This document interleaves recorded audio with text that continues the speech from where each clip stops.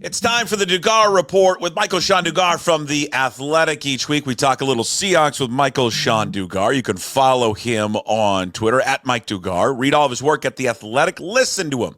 Podcast with our guy Chris Kidd, co-host of the Seahawks Man-to-Man podcast, all brought to you by Georgetown's Tavern Beer, easy drinking domestic style lager with Pacific Northwest barley and Yakima Valley hops. 4.2% brewed by our good friends at Georgetown Brewery, makers of Manny's and Bodie's Zaffa. Michael-Shawn Dugar, ladies and gentlemen, from the Limback Lumber Studios. Mike, how are you? How's your offseason so far?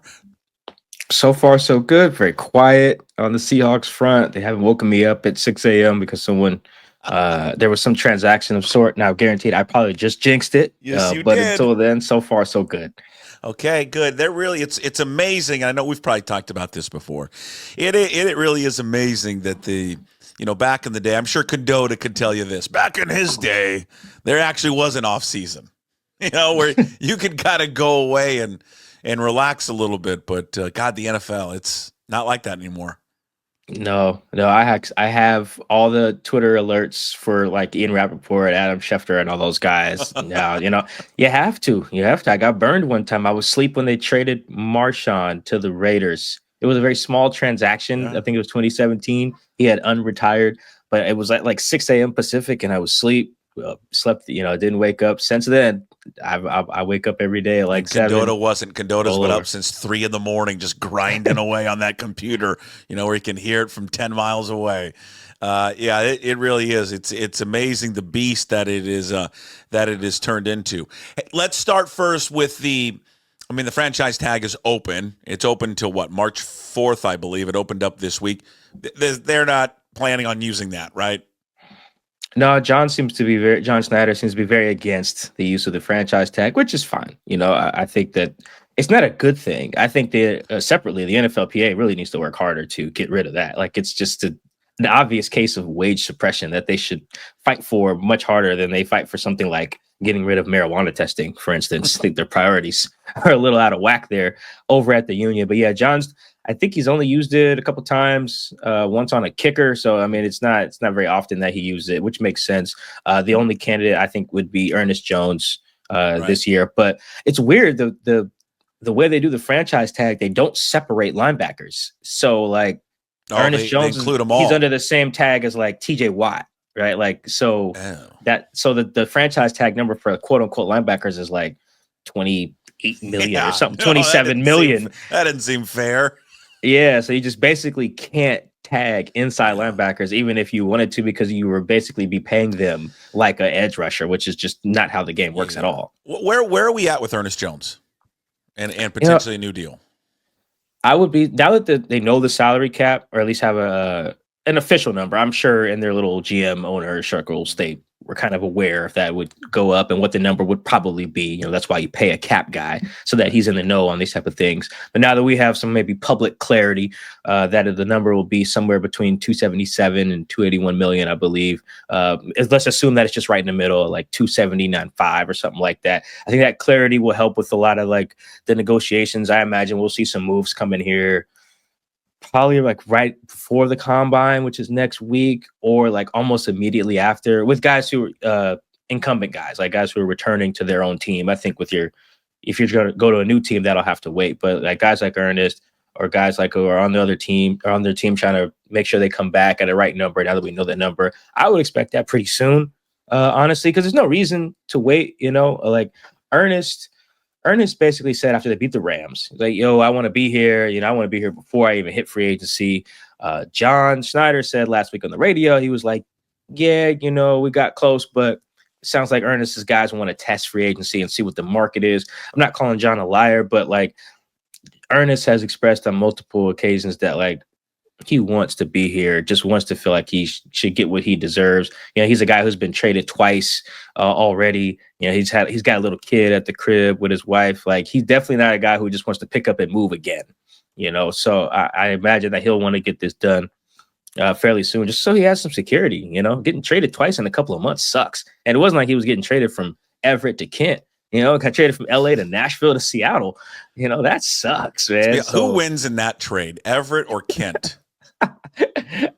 Ooh, man, probably Everett, I guess, but Yeah, I mean, it's not an Kent easy does one. have. I mean, listen, I was a Renton guy, but certainly spent some time in Kent, so that's more near and dear to my heart than Everett. Everett used to be a big deal back in the day, kind of fallen on some tough times, kind of waterfront. There's a waterfront element to Everett that I think probably gives it a leg up.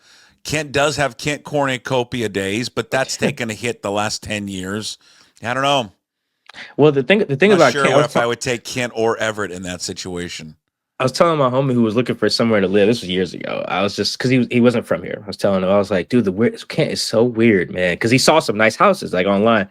I was like, Kent's weird, man. Like if you go east in Kent for a little bit, you're like, oh man, this is nice. Like there's houses on Yeah, golf courses and yeah, like yeah. nice schools and stuff like that. You just go west for about 10 minutes, and it's just like, where the hell am I? Who are these people at the bus stop? Why are they holding aluminum foil? It's like it's like what is going on in this portion of the city? It's a Oh. very weird, it's a very weird You don't space there. understand how much more time I could spend on this if you wanted to just do who wins in a trade with Everett and Kent. God, that's a good one. We got sidetracked there. You're right. You're right. So Ernest Jones, he wasn't moved. He wasn't traded from Everett to Kent. What if they don't get something done? What if he signs elsewhere? Oh, that'd be a huge blunder, I God, think. wouldn't it? Because it's just so obvious the impact that he had. It's very similar to Quandre Diggs when he arrived in 2019. It was just so obvious, not just on the field, but just like his peers and his coaches. It just felt like a sigh of relief in 2019. It's not necessarily to shade Tedrick Thompson and Marquise Blair, but it was just so obvious how much better Quandre was at playing the position of free safety. And it just made his teammates so much more comfortable knowing, like, okay, I'm good because number 37, which is what he was wearing at the time, because number 37's got my back. He's going to have the post, he's going to have the seams. And it just made everyone play with a different level of confidence, knowing they could trust the guy next to them.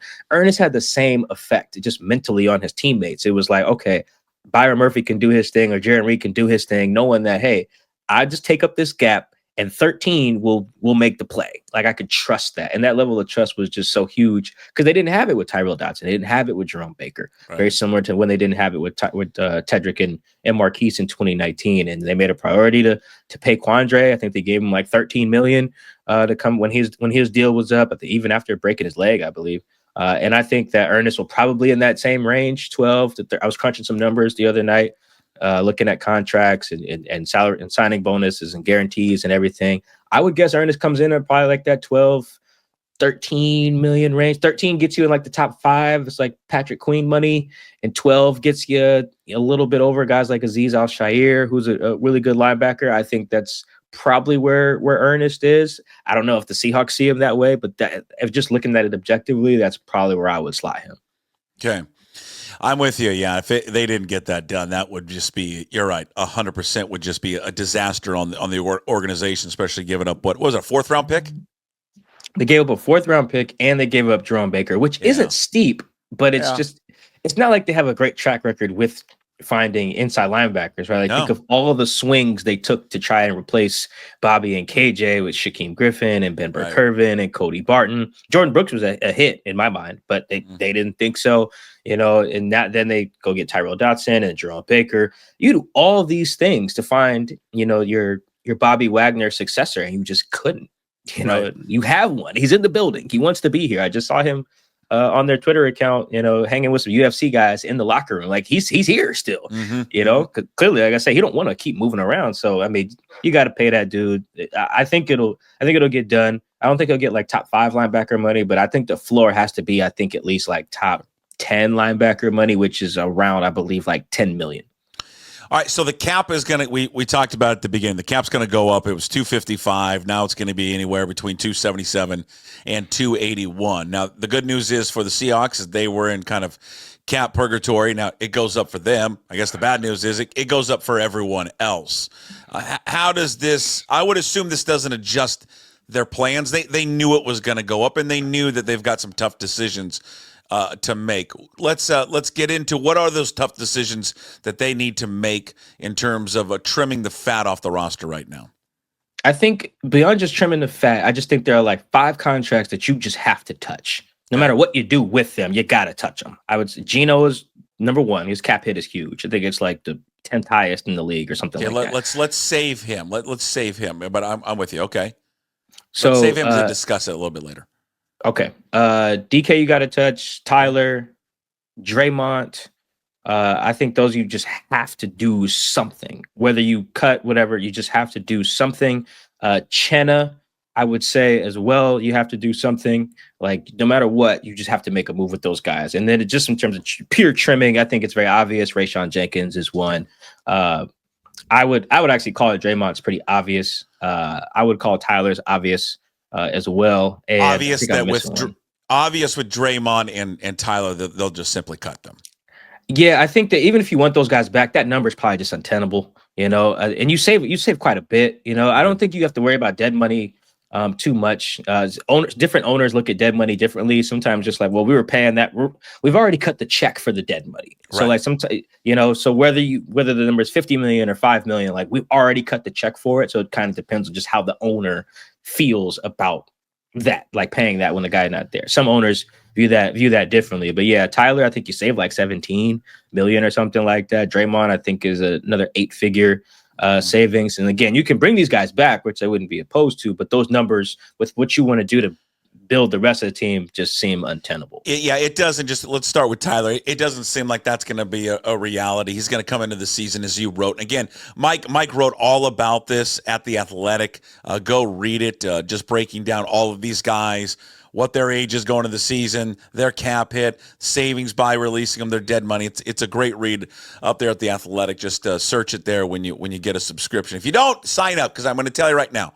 And if you wait a week, you'll get a $1 off. Trust me. There's always deals at The Athletic. I'm telling you, every single week there's a deal. All right, so for Lockett, as you wrote, again, cap hit about 31 million, 30.9. Savings by releasing him or trading him is 17 million. It just seems the writing's been on the wall that they'll part ways. Writing's also been on the wall that he wants to continue to play, that he'd like to still play. With this new offensive coordinator, seems the philosophy of the offense is shifting, and maybe the use for an older third wide receiver doesn't seem to be a priority for Clint Kubiak in this group. The offense still needs a third wide receiver, but yeah, it's just where that falls on the priority. The more I look at Clint's offense, the more I've had time to check it out in the offseason, it just doesn't feel like forget the team's perspective, if Tyler wants more targets, this is probably not the offense. Just honestly, damn his age. If he was 26, like just being behind Jackson and DK is just probably unappealing for any guy who wants to show what they can do outside of being a rookie or something like that. But if you're someone who's used to getting 70, 80 targets or whatever, like playing with Jackson and DK is not, this is just not where you want to be. That's for all of the veteran receivers, honestly, unless you're just content, like, hey, I may get like 50 balls this year. Cool. If you're okay with that, then yeah, come sign on up. But yeah, if you're someone who wants to be a high volume guy, show that you're still winning on film, which Tyler believes, and show that you can really help an offense win. Yeah, this is probably just not the place. This is probably an offense that's probably going to use 2 receivers as much as anyone else in the league. 12 personnel, 21 personnel. I expect them to sign a fullback. Not to say that a third receiver won't catch passes, but yeah, if you're just a guy who's you're Tyler, you're a D-Hop, you're a Cooper Kupp, some of these veteran guys who are on the market who are used to being a guy, a certain level of volume. This is just not one of those spots to be like signing up to play. I'm trying to think of some other teams with like 12 personnel, like going to the Niners. They use a lot of 2 receivers. Being their third guy ain't much. It took Juwan Jennings several injuries to pop as their number 1 guy. He was their number 3 for a while. So, I think I'd be surprised if Tyler came back on that number. But honestly, the more I look at it, if he wants to ball, this is probably not even the place for him, just from a pure football standpoint. Draymond Jones, at the time of the signing, the largest contract, as you wrote about, that John Schneider ever handed out for an external free agent, 3 years, $51 million. It just hasn't worked, right? I mean, for whatever reason, the fit and whatever, it just not a fit here, has not been producing. Okay player, but making money that is not for just an okay or good player. He's making money as an elite player, and this feels like this has been the most obvious one as we get into the offseason that he'll be off the team. Yeah, it feels obvious to me for that reason. It's not even that he's a bad player. It's just the way they've done the deal. They restructured it last year, which I thought was a bad idea. They restructured his deal, so now his cap hit is huge. He's paid like top 10. He's like a hybrid inside pass rusher, outside pass rusher. However you want to classify him, he's making top 10 money by both positions. When you go look up the guys that are in his cap number ranking, it's guys like TJ Watts and Brian Burns and stuff like that. It's crazy. You wrote about it. He's got the 5th highest 25 cap hit behind Chris Jones, Christian Wilkins, DeForest Buckner, Payne. It also puts him with the edge rushers, where he's the 6th highest with Bosa, Watt, Burns, Chubb, and Max Crosby. I mean, that is amazing. That's, to be clear, that's not even Draymond's fault, right? Sure. Like, they can unilaterally restructure deals and their choice to pay them. But when you get that money, now we view you as those type of guys. Like, if we were just even to look at the dudes he's ranked just above, to round out the top 10, he's just not producing like that. They signed him as like, okay, you could be our new Michael Bennett, which they've now told like 5 different guys when they've acquired them. LJ Collier, Rasheem Green. I'm probably missing some where they're just like, yeah, we need that Michael Bennett. Inside, outside. It's like, we got to just acknowledge there's only one Michael Bennett. Like, the football guys just made one of those, maybe 2 if you count Calais Campbell. That's it. There's Calais Campbell, there's Michael Bennett. There will never be any more of that skill set here, I think. So they told him that, and then they almost immediately converted him to outside linebacker when Chenna got hurt. That didn't work. They had him drop some weight last offseason, come in and just play outside linebacker, which is just not really the best use of his skill set. He can do it, but it's just, he's not an elite outside linebacker. And again, they're paying him like one. I wouldn't even be opposed to bringing him back, but that's just one.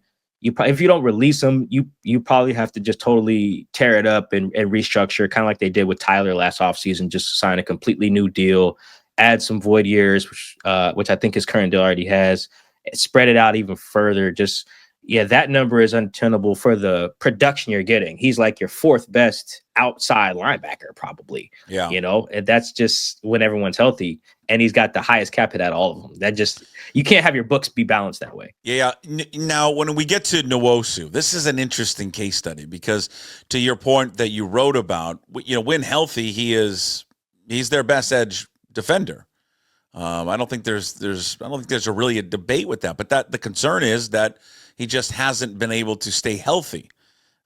Certainly not a fault of his own. I mean, injuries happen in this sport. His cap hit is $21.1 million. His dead money, if you release him the pre-June 1st, as you wrote, $19 million, or $12.5 million post-June 1st. What do you expect them to do with Chenna Nwosu?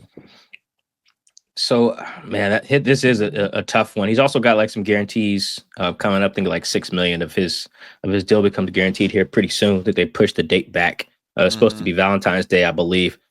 This is the tricky one because I'm a big Chenna guy because I just imagine the best version. Sometimes you do that with a player you like. I just imagine the healthiest version of Chenna, and I can just see it. He's just wrecking stuff. I'm used to seeing it, but he's played, I think, 12 games in 2 years. That's really hard to reconcile. It's very similar to Abe Lucas on the other side. It's like, as Clint Hurt would say, and you can't make the club in the tub. It's very, very tough. I love that. That's saying. A great line. Never gets old. It never does. I would expect him to tweak his deal. I'm not really sure how. So what I would do, I would probably do like they did with DK's deal, is restructure it and try to push money out as far as I can. Because DK and Chenna, they're almost the same age. I want to say they might both be 28-ish. So like they're in their quote unquote primes for their respective positions. So if you can bank on DK being healthy and good for the next couple of years, I think you can with Chenna as well. And I mean that by adding the void years, because it seems like this new cap guy they have, Puck, I think his name Joey Lane, replaced Matt Thomas, their longtime cap guy. I think Matt was there for about 11 years. He was a lead negotiator, salary cap nerd. They got Lane, who was with the Bears. I think is with the Saints as well before that. He seems a little bit more willing. I haven't analyzed every deal, but he seems a bit more willing to use void years, which is important because that's basically how you cheat the system. Really, it's like, all right, throw just void years, future money, we'll deal with it later type of stuff to keep everyone's cap hit low, to keep your core together. And I think the way, if you're the Seahawks, the way I imagine them keeping Chenna is and rationalizing that decision by maybe throwing some more void years, pushing the money down the road is because they want to win. Now, if you were like in a rebuild mode, Chenna's the type of deal you just shed. But if you want to win, which I know they do, I think you got to try to kick that can down the road and just deal with the dead money and stuff and avoid years later and try to keep Chenna at a lower number, something just under 20 million. Even though 20 million is a lower percentage of the cap now that it's gone up, but it's still just a really high number. So I think you got to push that money down the road. That's what I would expect them to do. Just probably take a little bit to figure out because they got some of these other guys we're talking about to handle first. All right, let's get to Geno Smith. I said we would table it. Let's get to Geno. The deal there on Geno Smith, it's not, they don't really have to do anything if they don't want to, but they most likely will. His cap hit is $44.5 million. As you wrote, if you save the money that you save by releasing or trading him is $31 million. His dead money's $13.5 million. He's scheduled to have the 8th highest cap among NFL quarterbacks this season. You look at the crystal ball, the Dugar crystal ball. It's going to tell you what. What do you envision them doing with Geno Smith? Man, I was crunching some numbers on this too, Puck, when I was writing about Ernest. Man, it's expensive to have competency at quarterback. Woo! It is expensive. I don't think people I knew this because I was there, obviously, when they signed the deal. But I don't think Seattle fans realize how much of a bargain Geno Smith has been the last couple years, man. Even if you think Geno is average, whatever. You look at some of these contracts on guys like Kirk Cousins, Daniel Jones, Kyler Murray, Derek Carr. These guys are no one I just named is making less than $37 million. And only one of those guys I just named is making less than $40 million. Like, that's how much it costs just to get a Daniel Jones, a Derek Carr, a Kirk Cousins, Kyler Murray, even, Trevor Lawrence is making 50 plus. Oh my God, it's bad out here. So I say that to say this is going to be a tougher negotiation than I probably had thought when I really dove into the numbers, because I think if I'm Geno's guy, and I put my crystal ball agent hat on real quick, if I'm Geno's guy, I'm looking John Snyder dead in the eyes and said, our guy is worth $45 million, like by the market. That, John. If you tell me no, we have to start yelling at each other. Like you have to tell him that. And now, you have no leverage because you have nobody on the roster. What else are you gonna do? Like, what else are you gonna do? Like, that's what Geno's worth. Like, you just look at the numbers, you look at the production, even if you account for age. You look at what Stafford wants a new deal right now. Stafford's around Geno's age. Kirk Cousins and I think Geno are almost the same damn age. Like, even if you factor in, take out the younger guys like Brock Purdy who want new deals, you just look at the old 30 plus. Jared Goff is 30 plus. You look at what these guys are making, you gotta look John in the eyes and say, hey, my guy's worth 45 million. Like, if you disagree with like that just premise, whether you give him that or not, you disagree with that, like, we have to start yelling at each other. You don't have a draft pick to go get a better guy. Your owner, your boss is telling you want to win. So let's start there. And I think it's probably gonna sound crazy to some fans. Like, Mike, we should just move on if we got to pay Geno $45 million. I'm just like, guys, even that's a bargain. Like, by week 1 of the season, Buck, I don't think $45 million will be in the top 10 in terms of average annual salary. It barely is now. It's why they need to have their own cap. I swear to God, the quarterbacks need to have their own cap. That's it. And like, it's separate from what else money you spend on the team. Just give them their own. Doesn't soccer have something like that where you get like one guy who's I thought separate? Yeah, the NBA. I got to remember. I think the NBA used to do something like this. I think it was after Larry Bird, the Bird rights. Something about your free. You could sign your free agents to a different deal. Your own free agents. That wouldn't count as much against the cap. So they need something like that. Yeah, you got to get just one like super contract, like the WNBA has, but like the super. I think it still counts on the cap, but like the one, just a super like this guy, whoever it is. Well, you can be Micah Parsons, it can be Saquon Barkley, it can be whatever. Like, this guy is separate because it's tough. I think they're gonna have to do something like that, though. I think they're gonna have to do a more expensive, to finish my crystal ball thought, a more expensive version of what they did before. Like, here on paper, you make like 40 plus, but in reality, we have all these like deadlines and dates and triggers that if you stink, we can get rid of you, around this time next year, which is essentially what his deal was. His deal was very much a series of 1-year contracts that were basically rolling over. Remember, we used to have that with our football coach. I think like that was Bill Moose's last gift to us, was to just like basketball. Our It was Ernie. Oh, it was Jones. basketball. It was Ernesto. Yeah. The contract would just kind of just keep Ernie rolling Kitts. over. Yeah. And so it was always like a 5-year deal or something, like some weird, funky stuff like that. Geno kind of had something similar where it's just like you're basically on a really expensive prove it deal every year. And I think that's probably what they're going to do. I think on paper it'll probably be like 3 years ish, but with void years and with some triggers, you probably have them under contract, quote unquote, like 6 years or something like that. I really think that this has got to be the year, the void year offseason for them. I was looking at John Snyder's really close with Howie Roseman.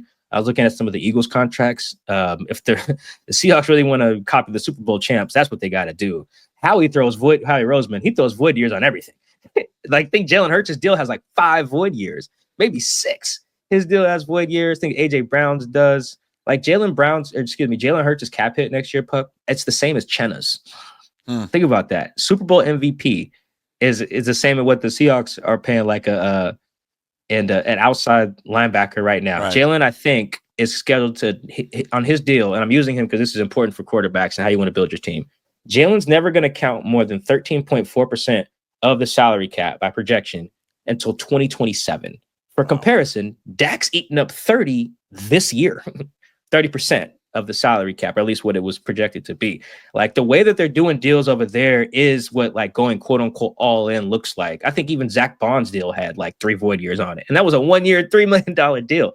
You know, I think that that's the path they got to take because they want to win. The Seahawks want to win. And that's what it looks like in today's age. You can't just count on hitting on a bunch of cheap dudes like you did in 2010 through 2012. You got to find a way to keep the core you have. And it's not going to be cheap. It's not going to be easy. You're going to have to tell your ownership, hey, man, pull out the American Express, trust my vision, swipe it, and we can deal with it. We can call our accountant later after we get down from our championship parade, which is basically what the Eagles are doing now. The Seahawks have the core. They got Chenna's. They got Draymond. So even if you want to do it with Tyler, you could. Geno, DK, they have a lot of levers they can pull. They have a decent core. The Seahawks are not a bad team. But you just can't live in this middle world where it's like we want to have clean books and we want to be a contender. That just doesn't work in today's NFL because more teams are willing to use these void years and defer all this money. More teams are cheating the system. If you don't catch up, then you're just going to be stuck in this middle ground contractually and like on the field. There he is, the Dugar Report. Michael-Shawn Dugar from The Athletic. Follow him on Twitter at Mike Dugar, co-host Seahawks Man-to-Man podcast, which you can find on YouTube if you want to watch 2 handsome men talk football. Also listen to it on your favorite podcast platform, Spotify, Apple. Of course, it's brought to you by Blue Wire there as well. Michael-Shawn with us every single week, brought to you by Georgetown's Tavern Beer, easy drinking domestic style lager made with Pacific Northwest barley and Yakima hops, 4.2% brewed by our good friends at Georgetown Brewery, makers of Manny's and Bodhisattva. You can find this up on YouTube as well. Please subscribe to the channel when you're there. Leave a comment. Also on the podcast platforms, Apple, Spotify, wherever you find a podcast. Of course, always up at pucksports.com. Real quick homework assignment for you. Watch the We Beat the Dream Team documentary on HBO. We Beat the Dream Team. We Beat the Dream Team. We Beat the Dream Team. You're going to like it. You'll enjoy it very much. Okay. About the 1992. About the 1992 college players that beat them in a scrimmage. It's. I watched it last night. You'll love it. It's on my list. I'll add that. I want to watch the Court of Gold Netflix one too. So I'll just have a whole Olympics. I'll just my daughter's gonna have to just stop watching the Wiggles with me. For a little bit. Get caught up. It's it's Mike. It's dad time. All right. You tell her it's dad time. I pay the bills around here. It's my time. I need it, man. I'm wiggled out, man. I just can't watch the Wiggles. It gets worse. All right, Mike. You're the best. We'll talk to you next week. All right. See you, Buck. Go Cougs. Go Cougs.